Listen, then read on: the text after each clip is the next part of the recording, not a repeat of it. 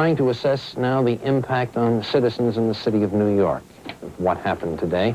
And here is a report from NBC's Gabe Pressman. For the first time since the death of Franklin Delano Roosevelt, the lights of Broadway have been blacked out voluntarily. The theaters are closed. The Great White Way is dark. Normally tens of thousands of people are here. On a Friday night tonight, the streets, relatively speaking, are deserted. A large cluster of people around our mobile unit, but the stores are closed.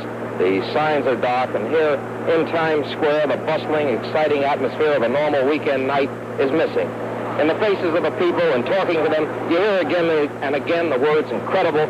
I still don't believe it. When I heard the news, I cried, I prayed. The atmosphere is most solemn. It is most depressing. We've seen those sailors here tonight with sweethearts on their arm. We've seen no smiles, no laughter. The cop on the beat here is Patrolman Martin Friedel. Patrolman Friedel, have you ever seen Times Square like this? All the time I've been here, I've never seen it like this. I mean, it's really something. You can sense the remorseless on the people's faces. You can see it on them, and you can also sense it. I myself and all the officers I've seen, I've talked to, they all feel the same way. They all have like an open feeling in their stomach, just like I have. It's really something. It's really bad. I mean, even in the station house, there was no kidding around or anything like that today. Everybody was just dead serious. And you yourself? Myself, like I said before, I've got an open feeling in my stomach. It's really tragic.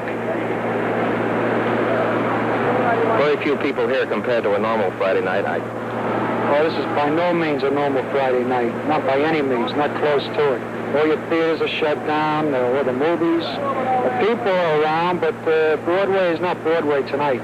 Not the way it usually is.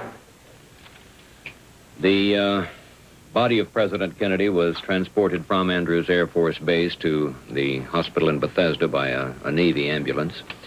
And closeted in grief behind drawn curtains were the president's widow, along with a group of his closest friends and associates. The route traveled from Andrews Air Force Base in nearby Maryland to Bethesda Naval Hospital, where the body will be held overnight. Speaker John W. McCormick has announced that the president will be taken to the White House tomorrow and then will lie in state in the Capitol for public mourning all day Sunday. On arrival at Andrews Air Force Base, the bronze-colored casket of the assassinated president was placed on a lift truck at a plane door by 4 of President Kennedy's aides. Flashes of bronze light glittered from the painful intensity from flood flights which were around the scene.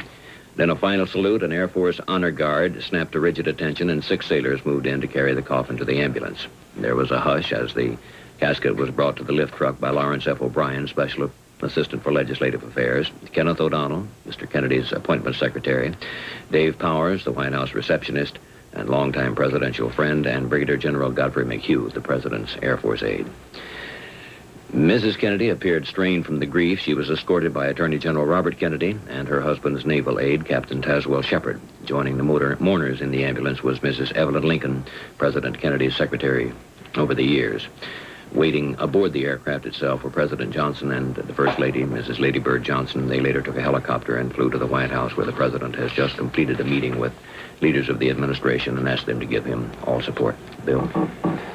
The latest word we had from Washington, from NBC's Ray Sqaure, is that President Johnson is in executive offices across the street from the White House, that he has met with congressional leaders from both parties, and they have pledged their united support to him in this tragedy.